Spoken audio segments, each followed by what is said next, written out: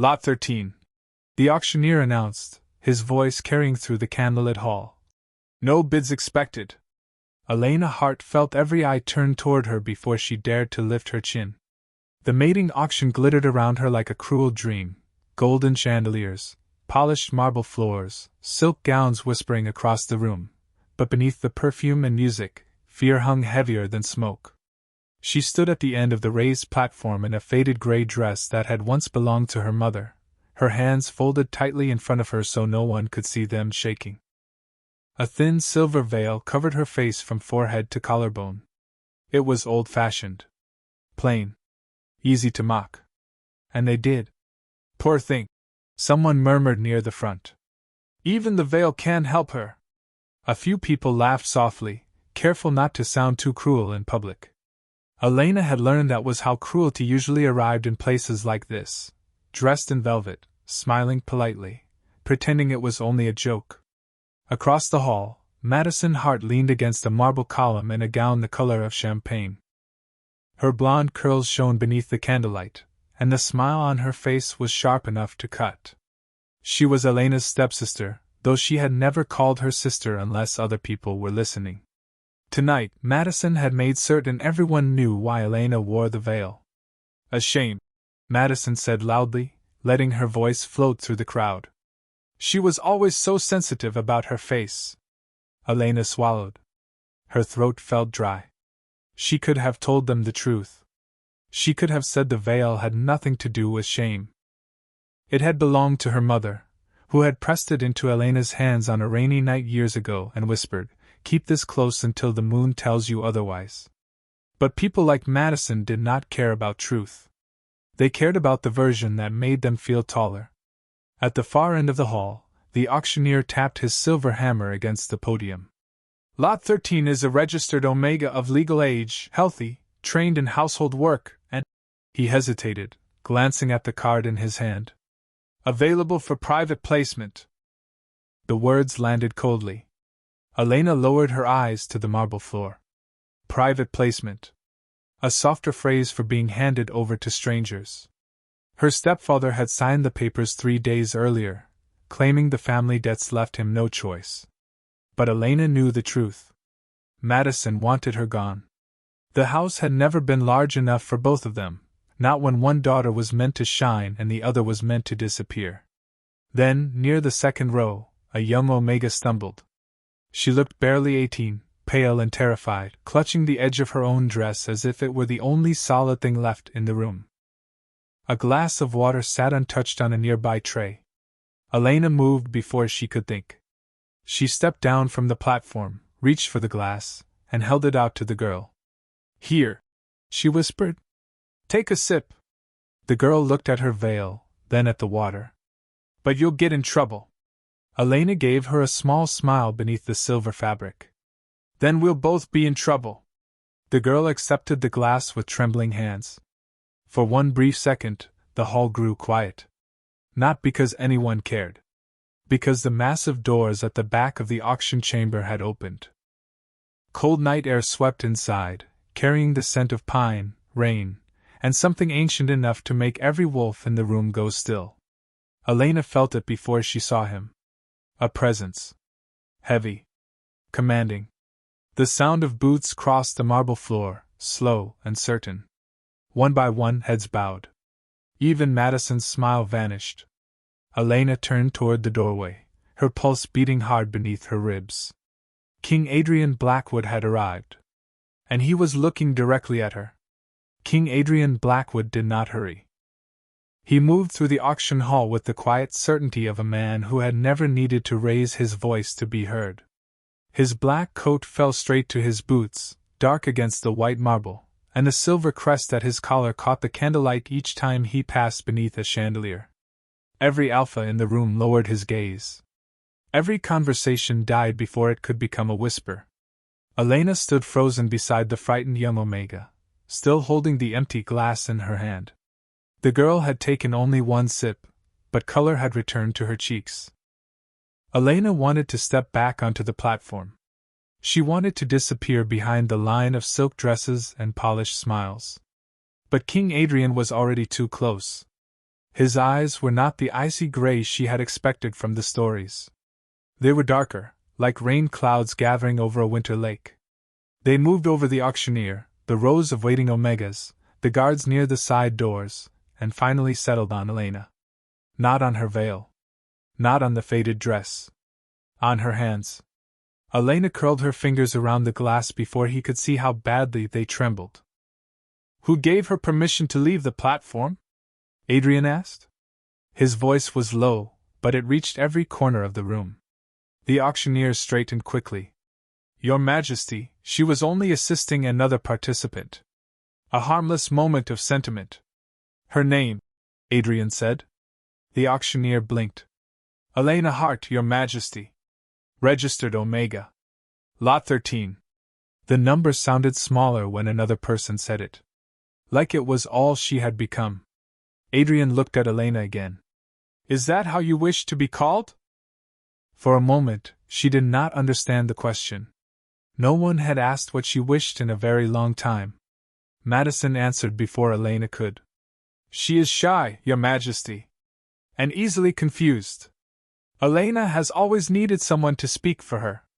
The lie slid through the hall smoothly, polished by years of practice. Elena felt the familiar pressure settle over her shoulders. Stay quiet. Do not embarrass the family. Do not make things worse. But the young Omega beside her touched Elena's sleeve, barely more than a brush of fingers.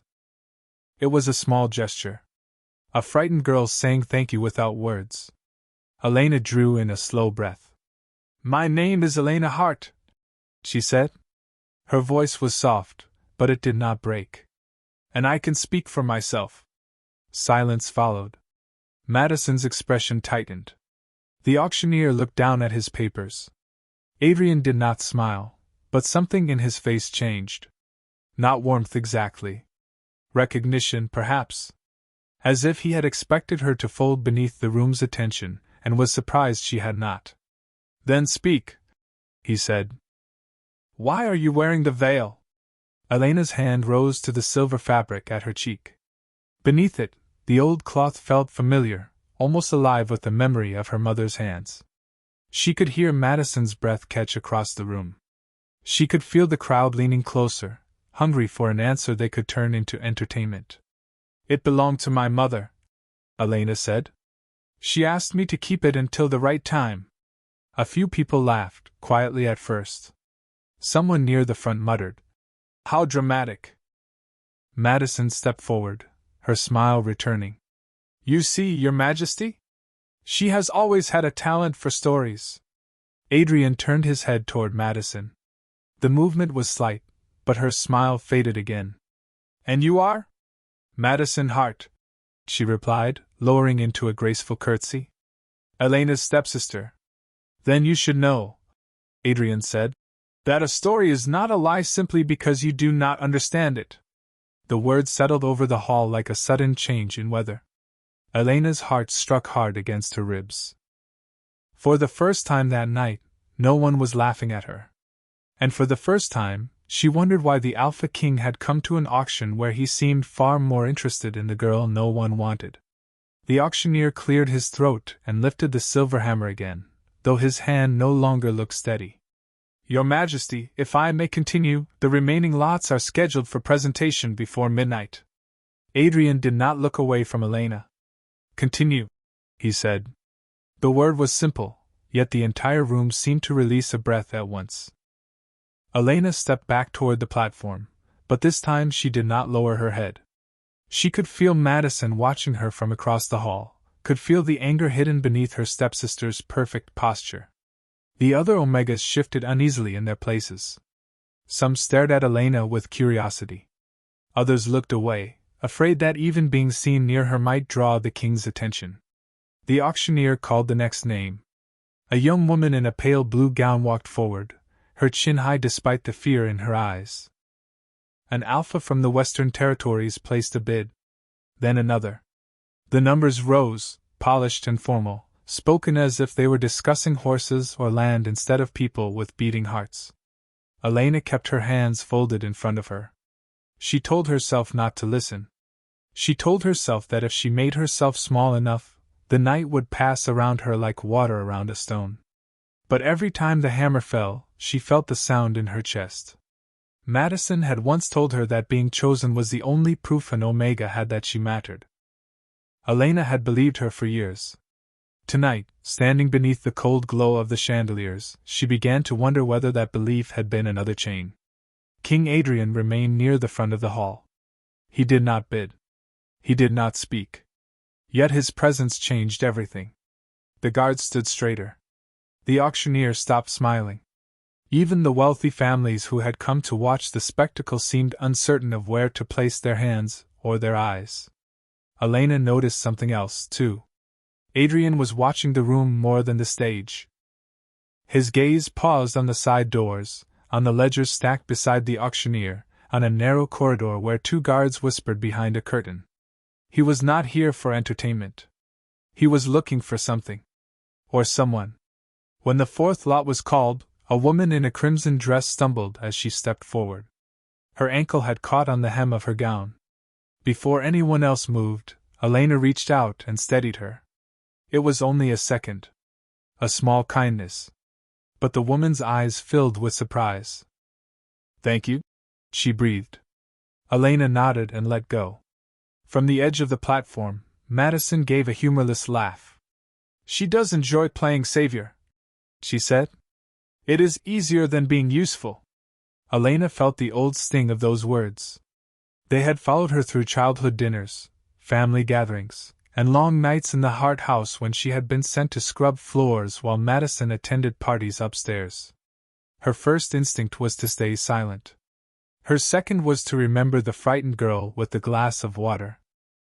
Elena lifted her eyes. "Being kind is useful," she said. The words were quiet, but they carried. Madison's face went still. A murmur moved through the crowd. Adrian turned toward Elena again, and this time there was no question in his expression. There was approval. Then a bell rang from somewhere behind the auction hall. Once. Twice. 3 times. The auctioneer's color drained. One of the side doors opened, and a clerk hurried toward the podium with a sealed envelope in both hands. He leaned close and whispered something Elena could not hear. But she saw the auctioneer's eyes flick toward her. Saw Madison's fingers tighten around the stem of her champagne glass. Saw King Adrian take one slow step forward.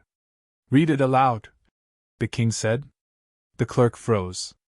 The auctioneer swallowed. "Your Majesty, it is only a private matter." Adrian's gaze hardened. "Nothing in this room is private anymore." The envelope trembled in the clerk's hands. Elena did not know what was written inside. She only knew that whatever it was, Madison suddenly looked afraid. The clerk looked from the sealed envelope to the king, then to Madison. His lips parted, but no sound came out.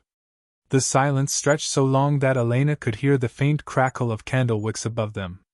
Finally, the auctioneer snatched the envelope from the clerk's hands. "This is a clerical error," he said too quickly. "A family record. It has no bearing on the auction." King Adrian's expression did not change. "Then it will be easy to read." The auctioneer's fingers tightened around the paper. Elena watched Madison step closer to her stepfather, Gregory Hart, who had been standing near the back wall with a nervous smile fixed on his face. He was a broad man with silver at his temples and expensive rings on every finger. At home, he liked to speak loudly about honor. Tonight, he looked as if the room had suddenly become too warm.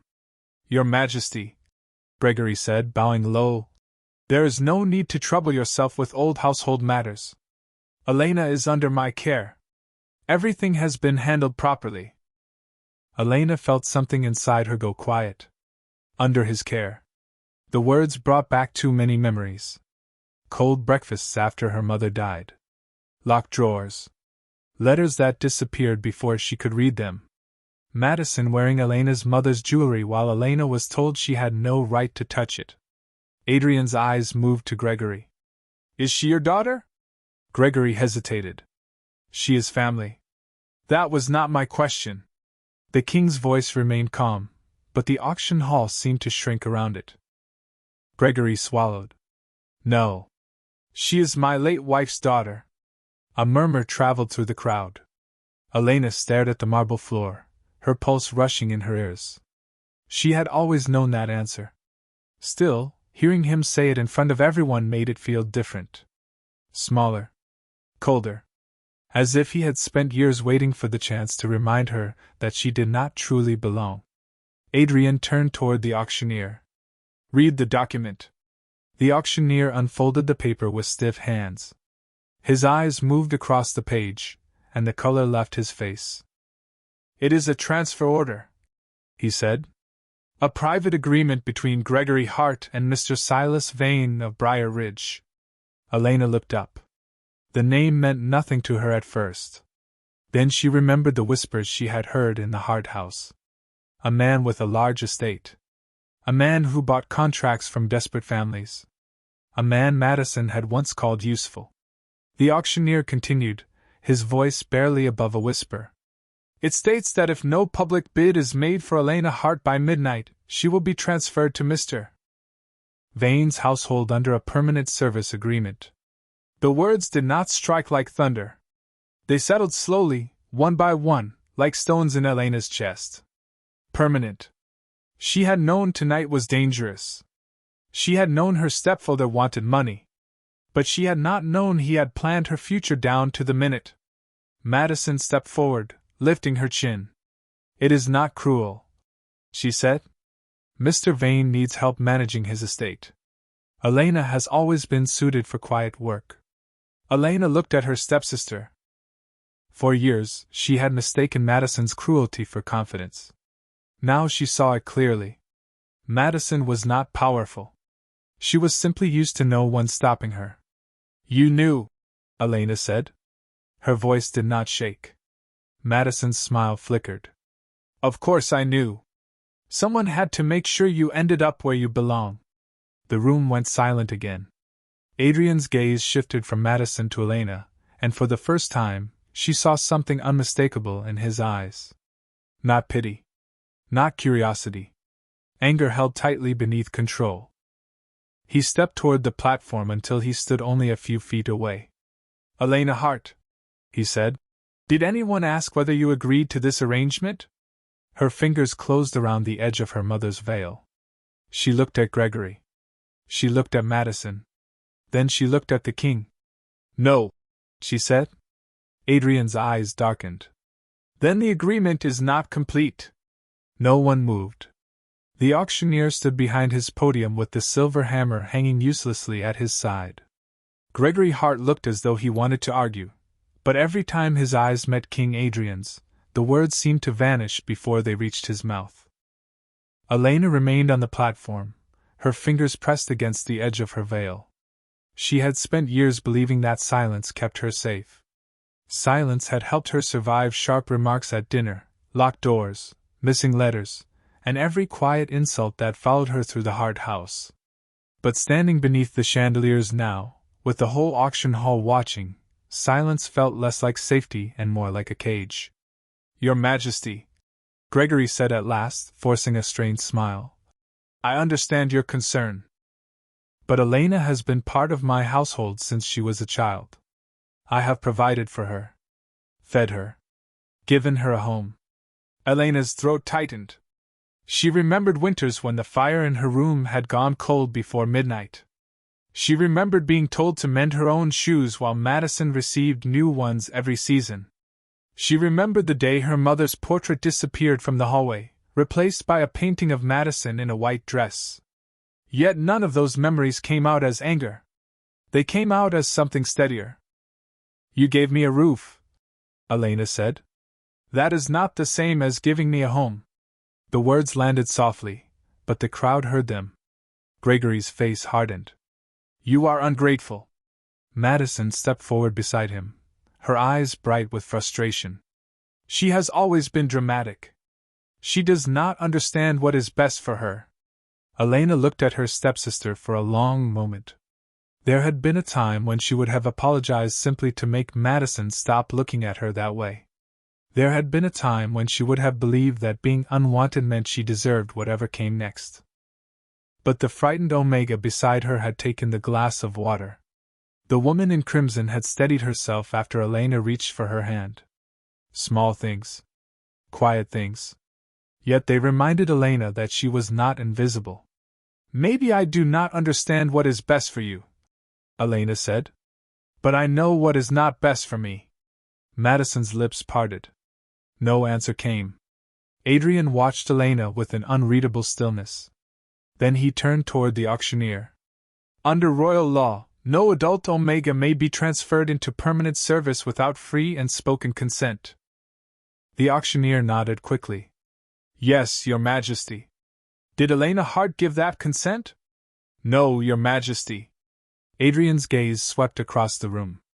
Then remove her name from every private agreement connected to this auction. The clerk hurried to the ledger table, hands shaking as he gathered papers. Gregory took a step forward. You cannot simply interfere with a family matter. Adrian faced him. When a family uses fear to take away a person's choice, it becomes the kingdom's matter. The hall fell silent. Elena felt the air change around her, as if a window had opened somewhere she could not see. It was not freedom yet. Not fully. The auction was still happening. Her future was still uncertain. But the contract that had waited for her at midnight no longer had power over her. For the first time in years, she could breathe without feeling someone else's hand around her life. Then Adrian looked back at her. The auction will pause, he said. You will be given a private room, food, and time to decide whether you wish to remain here. Elena stared at him. I can leave? Yes. His answer came without hesitation. You can leave. Her heart beat once, hard enough to hurt. She had expected rescue to feel like someone taking control. Instead, this felt different. It felt like a door being opened. Before she could answer, a soft voice rose from the edge of the platform. It was the young Omega Elena had helped earlier. She should not have to leave alone, the girl said.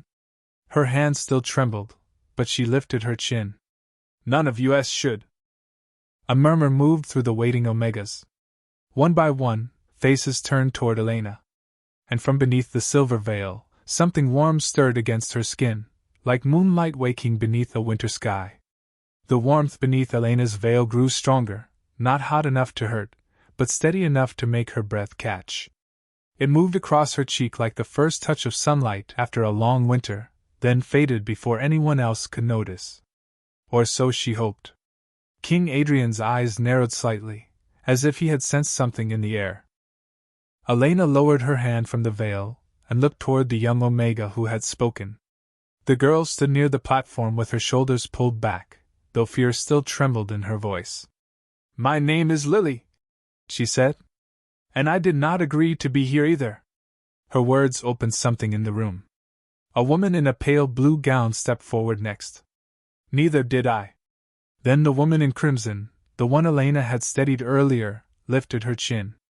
My family said this was an honor. They never told me I could say no. The auctioneer's face turned pale. He looked toward the guards, perhaps expecting them to silence the women, but Adrian raised one hand. No one moved. Every person registered tonight will be asked the same question, the king said. Do you remain here by choice? The question seemed almost too simple for the room. Yet Elena watched it travel through the crowd like a gust of wind through dry leaves. Some Omegas looked toward their families. Some looked at the floor. Some pressed their lips together, as if they had never imagined the answer could belong to them. Madison gave a short, brittle laugh. This is absurd. These girls are frightened because they are young. Their families know what is best. Adrian turned toward her. Fear does not become consent because it is inherited. Madison's cheeks flushed. Gregory Hart placed a hand on her arm, warning her to stay quiet, but she pulled away. You are making a spectacle of us, she said. Elena has always been good at turning attention toward herself. Elena felt the old instinct rise again, the need to apologize for existing. She could almost hear Madison's voice from years ago. Do not make trouble. Do not embarrass us. Do not forget who takes care of you. But then Lily looked at her. The young Omega's eyes were wide and uncertain, waiting to see whether Elena would retreat. Elena could not retreat. Not now. I did not ask for attention, Elena said. I asked for a choice. The hall went quiet. Adrian did not interrupt. He simply watched her, allowing the words to stand on their own. Elena took a breath and stepped down from the platform. Her knees felt weak, but she kept walking until she stood beside Lily. The girl's fingers brushed hers, and Elena gently took her hand. If anyone here wants to leave, Elena said, looking at the line of omegas, you should be allowed to leave. No one should have to earn the right to belong to themselves. For a moment, no one spoke. Then the woman in pale blue began to cry silently. Not loudly. Not dramatically.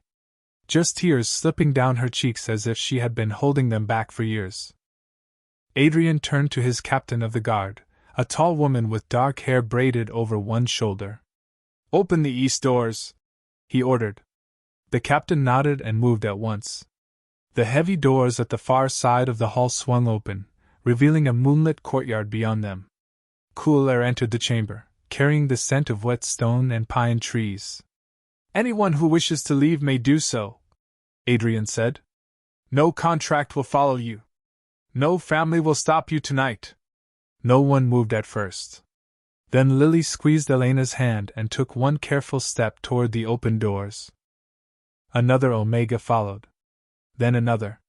The sound of their footsteps on marble was soft, but to Elena it sounded like something enormous beginning to change. Madison watched them go with open disbelief. They will regret this, she whispered.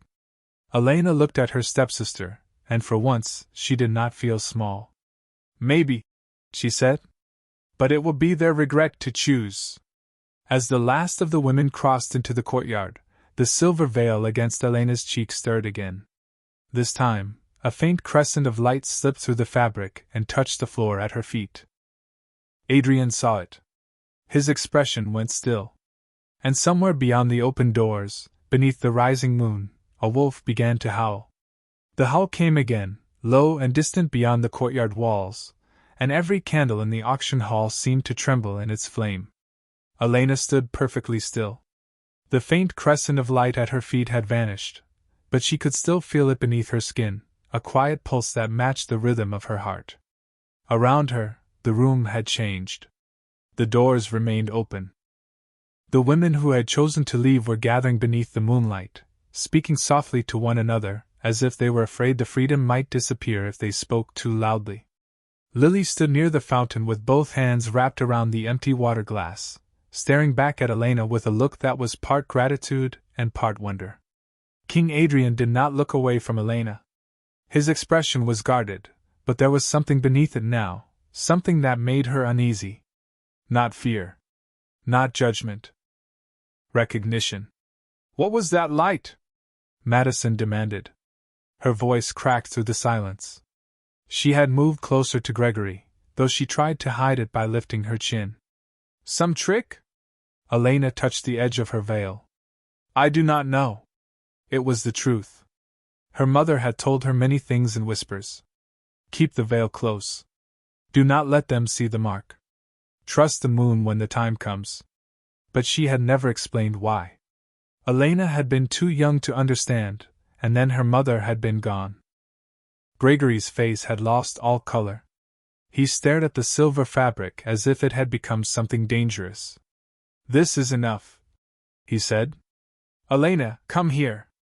The old command slid into the room, familiar and sharp.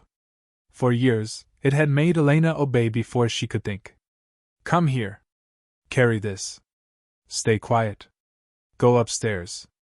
Tonight, her feet did not move. Adrian's voice was calm. She will remain where she chooses. Gregory looked toward the king, his mouth tightening. Your Majesty, this is a misunderstanding. My late wife was unstable. She filled Elena's head with old legends and strange rituals. Elena felt the words strike deeper than she expected. Her mother had been gentle. Her mother had sung while folding laundry and planted lavender beneath Elena's window. She had never been unstable. She had been afraid. Elena understood that now. Do not speak about her, Elena said. The hall quieted again. Gregory blinked at her. Excuse me? Elena lifted her chin. Do not speak about my mother as if you knew her heart. Her voice was still soft, but it no longer carried apology. Madison's eyes narrowed. You are embarrassing yourself. No, Elena said. I was embarrassed for a long time. I am finished with that. Adrian stepped closer, stopping at a respectful distance. The moonlight from the courtyard touched the dark line of his coat and turned the silver crest at his collar bright as frost. Elena, he said, may I ask you a question? She looked at him. Yes. Did your mother ever tell you the name Mooncrest? The name moved through her like a sudden gust through an open window. Elena remembered a lullaby. A woman's voice. A crescent-shaped pendant resting against warm skin. She remembered being 5 years old and asking where they had lived before the Hart House. Her mother had gone silent, then kissed Elena's forehead and said, One day, you will know. Elena's fingers tightened around the veil. She said it once? She whispered. Only once. Adrian's gaze darkened with thought. Mooncrest was not a legend. It was a pack. One of the oldest in the Northern Territories. Gregory shifted backward. It was a small movement, but Elena saw it. So did Adrian. Its lunar line carried a rare moon mark. The king continued. For 20 years, everyone believed the last heir had vanished. Madison laughed, but there was no confidence in it now. You cannot mean Elena. Adrian looked toward her. I mean that someone went to great lengths to make sure Elena never learned who she was. The air seemed to leave Elena's lungs. She looked at Gregory. He would not meet her eyes. And beneath the silver veil, the hidden warmth returned, brighter than before, as though the moon itself had heard Adrian's words and was waiting for Elena to finally understand. Elena could not breathe for a moment. The auction hall, the open doors, the candlelight, all of it seemed to drift farther away while one thought remained close enough to hurt. Her mother had known. She had known Elena carried something worth hiding. Something that had made Gregory Hart look away and Madison lose the color in her face. Elena wanted answers, but fear rose with them. What if the truth was worse than the life she had already survived? What if the veil had not protected her at all? King Adrian seemed to read the question in her silence. His voice softened, though it still carried through the room. You do not have to uncover anything tonight. Elena looked at him. But everyone is already looking. Adrian followed her gaze toward the crowd. The people who had laughed at her earlier now stood with lowered eyes. The auctioneer had stopped pretending to organize the ledger. Even the families who had come to choose were watching as though the girl they had dismissed had become a locked door they suddenly needed opened. They are looking, Adrian said. That does not mean they are entitled to see. The words settled inside Elena with unexpected warmth. She had never heard anyone say that before. Her whole life, people had acted as if her silence, her face, her future, and even her grief belonged to whoever spoke the loudest. Gregory cleared his throat. This has gone far enough. Elena is confused. She is tired. She needs to come home. Elena turned toward him slowly. The word home hung between them. It had once been a word she chased. She had tried to earn it by being useful, quiet, grateful, and small. But a home did not make a girl afraid of footsteps in the hallway. A home did not hide letters from her mother. A home did not sell her future behind her back. I do not think I know where home is yet, Elena said. Gregory's expression tightened. Do not be foolish. I was not foolish, she replied. I was trusting. Madison stepped forward, her hands clenched at her sides. You are acting as if we did something terrible. We gave you everything you had. Elena met her eyes. You gave me what you did not want. The words were not loud. They did not need to be. Madison flinched as if Elena had struck a hidden truth. Before she could answer, a sound came from the courtyard. It was not another howl. It was the rustle of wings. A white owl swept across the moonlit fountain and landed on the stone railing beside the open doors. Around its leg was a narrow ribbon of silver cloth, faded with age. Elena stared at it. Her mother had sewn that same pattern into the hem of the veil. Tiny crescent moons stitched in threads so pale they could only be seen in certain light. The owl tilted its head and watched her. Then it lifted one foot. The ribbon slipped free and floated across the courtyard on the night breeze. Elena stepped toward it without thinking. Adrian moved beside her, not touching her, not guiding her, only close enough that she knew she was not alone. The silver ribbon landed at Elena's feet. Stitched into its edge were 3 words. Mooncrest remembers you. Elena's knees weakened. Adrian caught her elbow before she fell, his hand steady and warm through the sleeve of her dress. He released her the moment she found her balance. That message was meant for you, he said quietly. Who sent it? Elena whispered. Adrian looked toward the dark line of trees beyond the courtyard wall. Someone who knows you are alive. Behind them, Gregory made a small sound, almost too quiet to hear. Elena turned. For the first time, he looked frightened of her. Not angry. Not disappointed. Frightened. And that frightened her more than anything else. The owl lifted into the sky, its wings bright against the moon. As it disappeared over the rooftops, the silver veil at Elena's cheek began to glow again. This time, the light did not fade. It spread beneath the fabric in the shape of a crescent moon, and every person in the auction hall saw it. For one suspended heartbeat, no one in the auction hall made a sound. The crescent beneath Elena's veil shone with a soft silver light, not harsh or blinding, but clear enough to turn the old fabric luminous against her skin. It was beautiful. It was impossible. And it belonged to her. Elena stood at the center of every stair she had once tried to avoid. Her first instinct was to cover the light with both hands. Her second was to run through the open doors and keep running until the marble floors, the heart name, and every whispered insult disappeared behind her. But Lily was still standing in the courtyard. The other Omegas who had chosen freedom were watching from beneath the moonlight. They had seen Elena speak when she was afraid. They had seen her refuse to be treated like a contract. If she ran now, she knew it would not make her weak. But she also knew she did not want fear to make her choice again. Elena lowered her hands to her sides. What is it? She asked. Her voice was quiet, but it reached King Adrian. He looked at the glowing crescent with an expression that was almost reverent.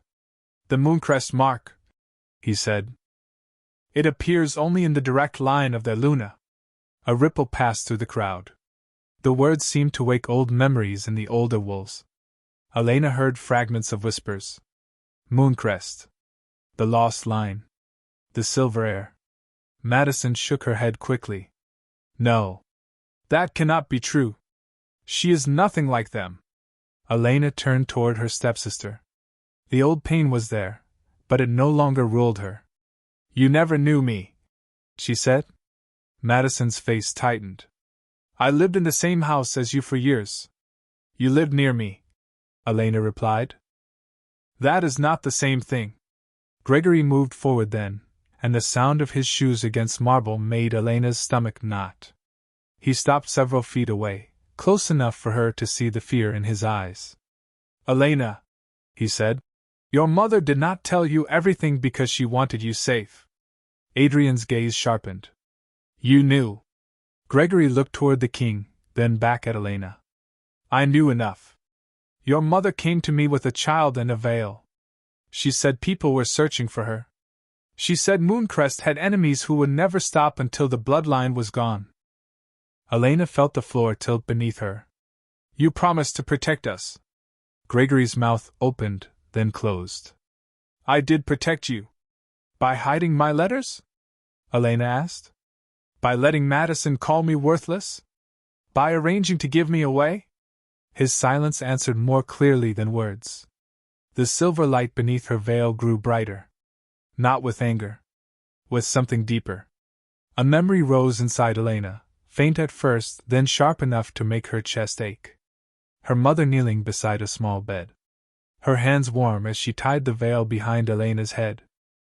"Never let anyone convince you that being gentle makes you small," she had whispered.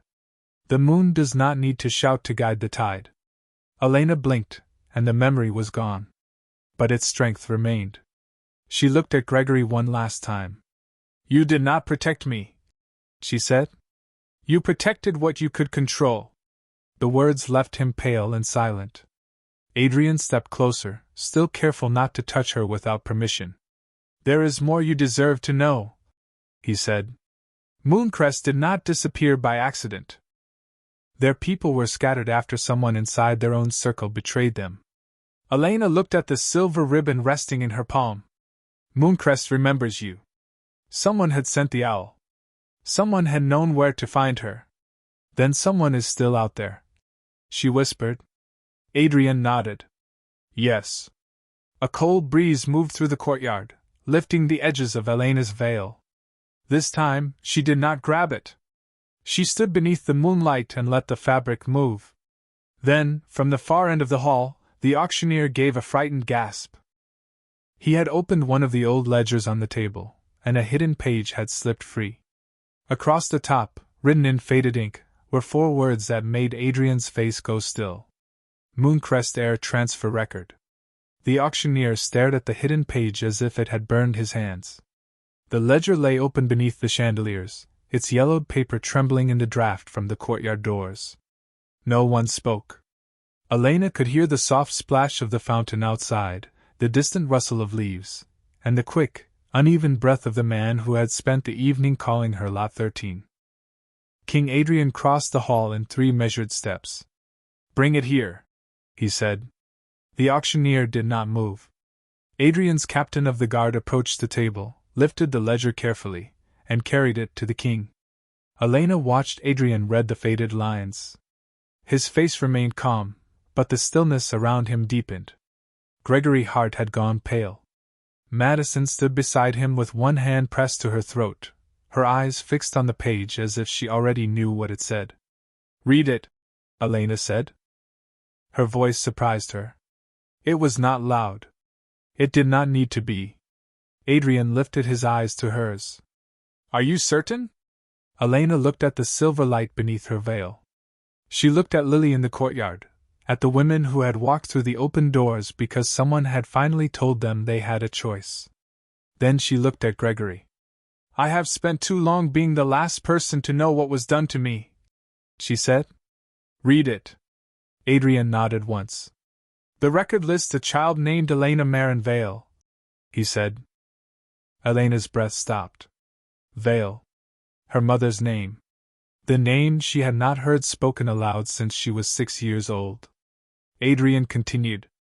"It states that the child was removed from Mooncrest territory after the disappearance of her mother, Marin Vale, and placed under the guardianship of Gregory Hart." The crowd murmured. Elena could not look away from Gregory. "My mother did not disappear," she whispered. Gregory's jaw tightened. "Elena, you do not understand." "Then explain it," she said. "For once, explain it." Adrian read on. "The record also notes that the child bore a concealed lunar mark and that all evidence of her lineage was to be sealed." His eyes moved down the page. "There is a signature authorizing the transfer." He paused. "Gregory Hart." The silence that followed felt larger than the hall. Gregory's shoulders sagged, and for the first time, Elena saw him without the expensive coat, the polished rings, or the authority he had used to fill every room. He looked like a man cornered by the truth. "Your mother came to me terrified," he said. "She said the people hunting Mooncrest would search for the child. She asked me to hide you. I agreed." Elena held his gaze. "And then?" Gregory looked down. "Then years passed. The danger faded. Your mother never came back. I had debts. Responsibilities. Madison needed a future." Madison turned toward him sharply. "Do not say this was for me." Gregory did not answer. Elena felt something inside her break, but it was not the same old breaking. It was the sound of a door finally coming loose from its frame. "You used me," she said. Gregory's eyes closed. I made mistakes. No, Elena replied. You made choices. Adrian folded the page and handed it to his captain. Gregory Hart will answer for those choices under royal review. The auction house records will be examined. No one leaves until every contract has been accounted for. The captain nodded, and the guards moved quietly through the room, not with panic, but with purpose. Madison looked at Elena then, truly looked at her, and the anger in her face gave way to something almost lost. You were never supposed to matter more than me, she whispered. Elena felt the words settle between them. She could have answered with every cruel thing Madison had ever said. She could have made her stepsister feel the same smallness she had carried for years. Instead, Elena touched the silver veil at her cheek. I never wanted to matter more, she said. I only wanted to matter. Adrian turned toward her, and the darkness in his eyes softened. You do, he said. More than you know. Then the moonlight in the courtyard brightened, and the crescent beneath Elena's veil answered with a silver glow that reached all the way to the open doors. The silver glow spread across the courtyard stones like moonlight remembering its way home. Elena stood at the threshold between the auction hall and the night, her breath catching as the old veil warmed against her skin. For years she had thought it was only cloth. A final gift from a mother she barely remembered. Now it felt like a promise that had waited patiently for her to become strong enough to hear it. King Adrian stepped beside her, leaving a respectful space between them. Behind them, the guards quietly gathered the ledgers and guided the remaining guests away from the center of the hall. No one laughed now. No one whispered about the girl in the faded gray dress. They watched Elena with the uneasy silence people reserved for things they had once dismissed and suddenly feared they had misunderstood. Lily came closer from the fountain, holding the silver ribbon the owl had dropped. This belongs to you, she said. Elena accepted it carefully. The thread was worn, but the crescent pattern remained clear. As her fingers touched it, a small metal clasp hidden beneath the ribbon clicked open. Inside was a tiny folded note, no larger than her palm. Elena unfolded it with trembling hands. The writing was faded, but she knew it before she read a single word. Her mother's handwriting. My dearest Elena, if you are reading this, then the veil has answered the moon. Do not be afraid of what you are. Be afraid only of those who would convince you that you are less than you were born to be. Elena pressed the note against her chest. The ache inside her was sharp, but it was not empty. It was love reaching across years of silence. Adrian looked toward the paper, then back to her face. Your mother was brave, he said. Elena swallowed. I wish I had known her better. You still can, he replied. Not as a memory alone. Through the choices she made to protect you. Elena looked at him. There was no demand in his voice. No expectation. Only a quiet certainty that she had the right to take her time. It made her chest tighten in a way she did not understand. Why do you care? She asked. Adrian was silent for a moment. The moonlight touched his dark hair and the silver crest at his collar. Because I have spent years watching people with power decide who deserves safety, he said. And because I came here tonight looking for proof that this auction house was hiding more than contracts. His gaze softened. I did not expect to find you. Elena looked down at the glowing crescent beneath her veil. You still do not know me. No, Adrian said. But I would like to. The words were simple. They did not feel like a claim or a command. They felt like an open hand. Elena had spent so long being told what she was that she did not know how to answer someone who asked who she wanted to become. Lily stood quietly nearby, and the other Omegas gathered behind her, no longer separated by price cards or family names. Elena saw fear in their faces, but she also saw something new. Hope. She took a slow breath. Then start with this, she said. I do not want anyone else brought here against their will. Adrian nodded at once. It will be done. And the women who left tonight need safe places to go. They will have them. Elena studied him, searching for hesitation. There was none. She looked toward the auction hall where the golden lights still burned, then toward the open courtyard where the night waited wide and cool. "I want to help them," she said. Adrian's expression changed, pride flickering across his face before he could hide it. "Then you will." A soft wind lifted the edge of Elena's veil. This time, she did not hold it down. She let the moonlight touch her face through the silver fabric, and for the first time in years, she did not feel hidden. She felt seen. Then a low voice rose from beyond the courtyard wall, carried on the wind like a warning from the dark trees. "The Mooncrest heir has awakened."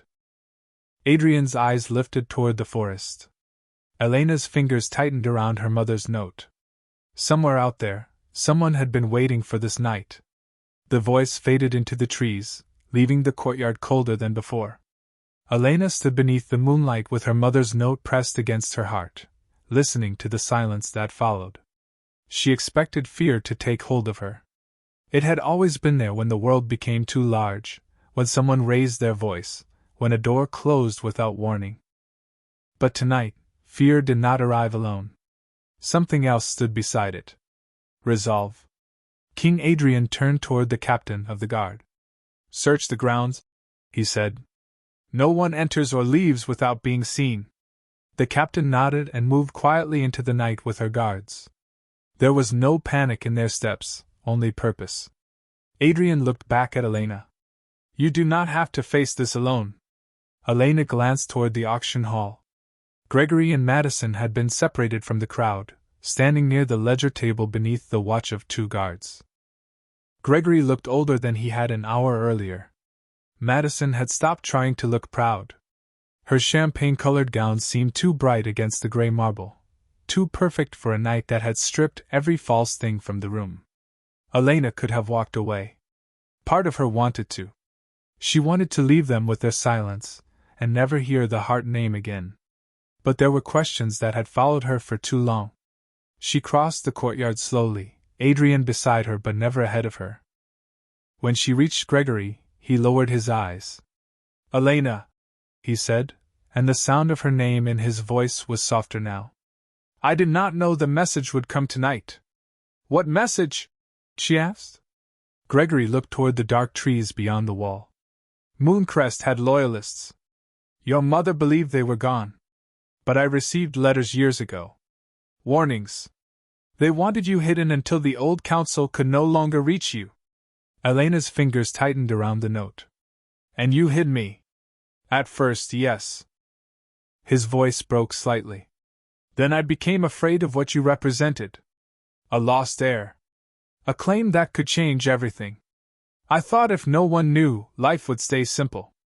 Elena felt the familiar sting of disappointment, but she did not let it pull her under. "My life was never simple," she said. "You only made sure it was small." Gregory nodded once, unable to argue. Madison stepped forward before he could say anything else. Her eyes were wet, though she tried to hide it. "I hated you because everyone always treated you like a secret," she said. "I thought secrets meant you were more important than me." Elena looked at her stepsister. There had been so much cruelty between them that forgiveness felt too large to promise in one night. Still, Elena saw the frightened girl beneath Madison's anger. Not an excuse. Only a truth. "You could have asked why," Elena said. "Instead, you chose to hurt me." Madison lowered her gaze. "I know." The words were small. Elena let them remain small. She did not need to fix Madison's regret. She had spent too many years fixing things that were never hers to repair. Adrian stepped forward and addressed the room. "The auction is closed," he said. "Every record will be reviewed. Every person who was brought here without free consent will be offered protection, housing, and the right to choose their own future." The words moved through the hall, and this time the silence that followed was not cruel. It was stunned. Lily came through the open doors with several other Omegas beside her. They stood taller than before. One by one, they looked at Elena, not as Lot 13, not as a girl behind a veil, but as someone who had opened a door for them. Elena felt the crescent beneath her veil glow softly again. Adrian turned to her, his voice lowered so only she could hear. Mooncrest needs its heir. But you do not owe anyone a crown. Elena looked out at the moonlit courtyard. The night was still uncertain. The forest still held secrets. Yet for the first time, the future did not feel like a sentence written by someone else. I do not know what I am ready for, she said. Adrian nodded. Then we begin with what you are ready for. Elena took a breath and looked at the women waiting beside Lily.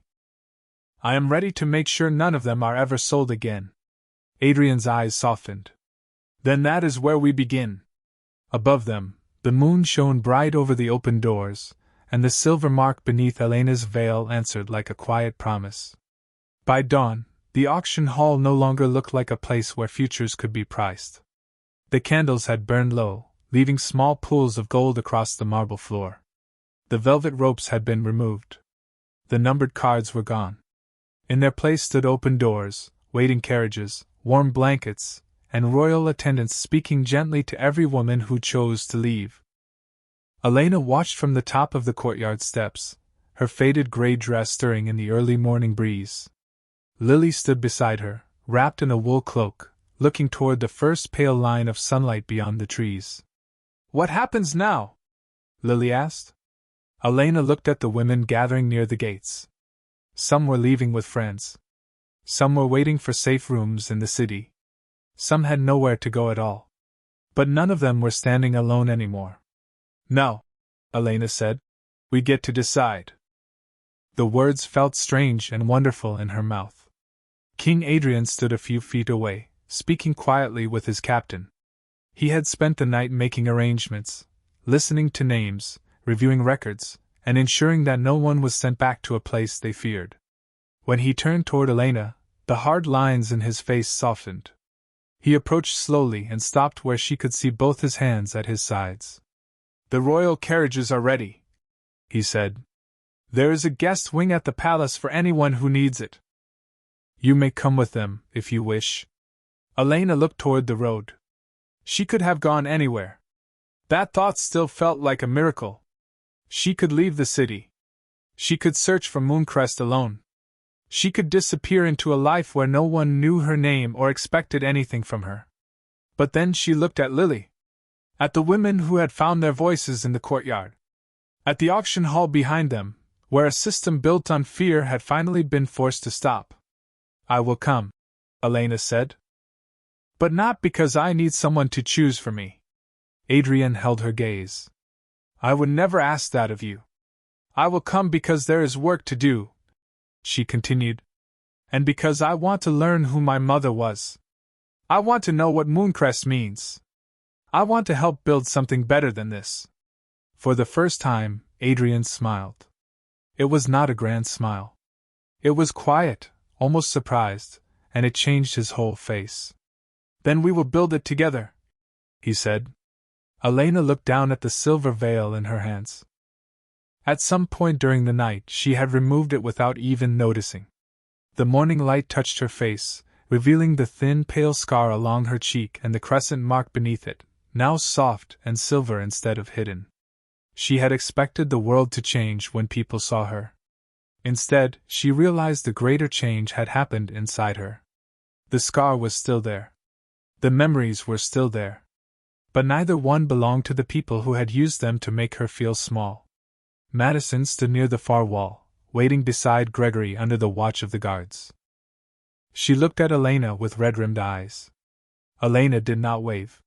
She did not offer forgiveness she was not ready to give. But she did not look away either.